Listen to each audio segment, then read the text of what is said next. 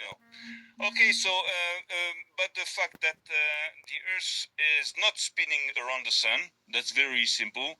First of all, the sun, the moon, and the stars, were put into the dome, in Genesis 1:17, so it's inside.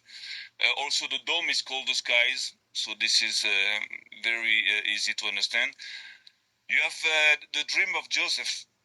Joseph dreaming of all the stars, bowing down towards him. And at that point, Joseph is considered in the dream as the earth itself, because his father is saying, "Oh, what do you think? We're gonna just, bow down to you." Outside in Hebrew, that means towards earth. That means you are the earth, and all the stars are like serving the earth, which is written in Genesis, because the task of the sun and the skies and all the moon and the stars is to serve the earth, to light up the earth. That's their function, not something else. So actually, the Earth is not spinning around the sun. The Earth is central, and it's, I believe, it's built according to the geocentric, system. That means the Earth is central, and everything, is serving the Earth. The thing also is that there is also verse in Psalm 19:7 that says that nothing hides from the sun's heat. So that proves also different things, but also the fact that, of course, the Earth, it cannot move around the sun, because the sun is enclosed into a dome, which keeps the heat all over the Earth. You understand? So that you can deduct. How's it going, Samuel? What's happening? Well, lots of things are happening, but thank God everything is pretty much quiet here in Israel, despite what you might hear in the news. It's nice and quiet, very warm, very hot, and taking it easy so far. All right, and for those of you that might remember, Samuel made a great flat Earth proof from the Torah, and he pointed around. He said, he pointed to a verse. Tell me what verse it is in a second. That the sun goes around the north and along the south. And I featured that video. It was a great video. And so Samuel contacted me and said he's got more proofs in the Torah that he wants to share. Is that correct? Oh, yes. All right, so let's get into it. Okay, no problem. Just first of all, I'd like to to tell people that you don't have to be Jewish. You don't have to believe in the Torah just to learn from it. The Torah is full of information, and that you can double check anytime you want, and you're gonna see that it's a source of information so rich that it's become.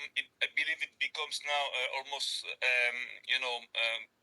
crucial to understand what's written in these books, because what the problem is that your translations that you guys have in English are mostly all either totally false or not at all accurate. Like, that verse that you just mentioned that says that the sun, goes around the north and along the south. In your translations, it's always written around the north and around the south, but it's not that.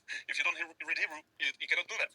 Some people say it's the winds, not the sun, but either way, it's the same thing. Either way, it's the same thing. The winds go around the north and along the south. If you think about a flat Earth, they go around the north, right? The center is the north, and they go along the south, not around the south, right? Oh, so I say it's the Arctic. You go around, you're arcing around when you're in here, but if you're out here, it's Antarctic, the Antarctic.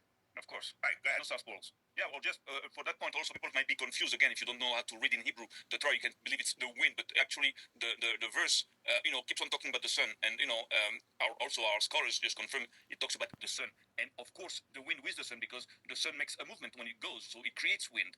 So that you can understand this out of this verse. But anyways, you won't change anything, because the point is that it's written, it goes around and then it goes along. So that's the main point. Whatever it is, you can talk about a school bus, going around the north and along the south. It's still along the south, it's never around the south. Cannot go around the south. That's I like it. Game over. Earth is flat. It's clearly flat. So we got a few points. If you want to, I can start with the fact that the Earth is not a globe. First of all, it's not written globe in the Torah. Never. There's no such word as globe. There is a word as ball at one point, but that doesn't talk about the Earth at all. It talks about the hair of somebody that's like put his hair like a ball, but there's no mention of a globe ever.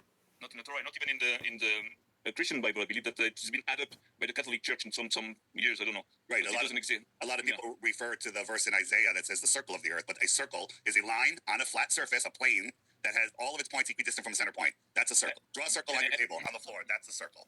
And the circle, it's your translation, because in English it's not a circle. Sorry, in Hebrew it's not a circle. It's the circumference. You see?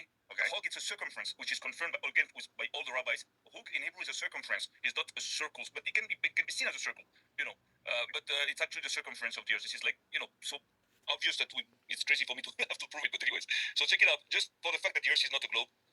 So okay, we just see that verse that of course says that the sun goes along the south and around the north, so that proves that it's not a globe. That's there's no southern south pole.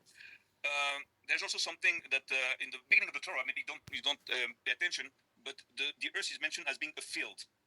All the bushes of the field. In Genesis 2:5, it's written that at one point the bushes of the field and the grass of the field were not growing. Something like this. So the field, it's not written in the Torah the field bushes. It's written the bushes of the field. Like the field is something known, is something already established, something that people know. So the earth, when you check it out, is actually mentioned as being a field which is flat. This is clearly flat in the Torah. Now you have again, like we just said again, just to bring back that verse, that God sits on the circumference of the earth in Isaiah 40:22. It's not the circle, it's not the globe, of course not. It sits on it or over it? Sits. Wait, let me check it out real quickly. I'll hold that on the circumference. It sits on the circumference.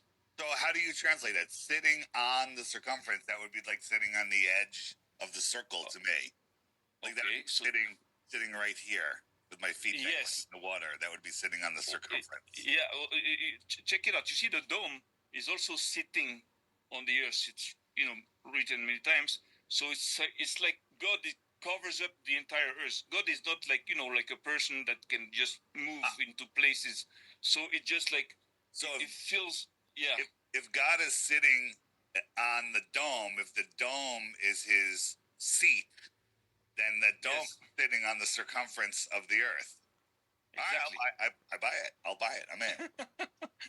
This is logic, for us that when we learn the Torah in Hebrew, it's so obvious that it's funny for me to have to explain to you because I never realized how your translations are so inaccurate. It's crazy.